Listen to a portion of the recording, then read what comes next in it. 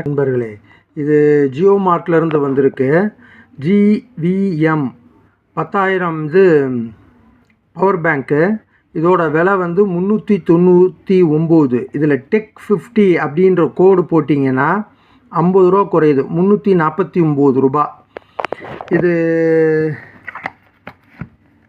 Okay, இந்த unbox பண்ணுவோம். நன்றி.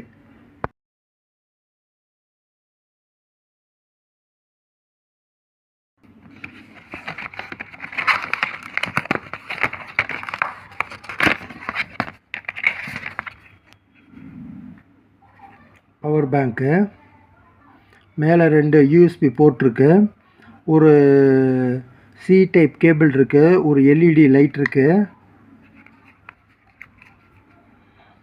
1000 mAh பேட்ரி.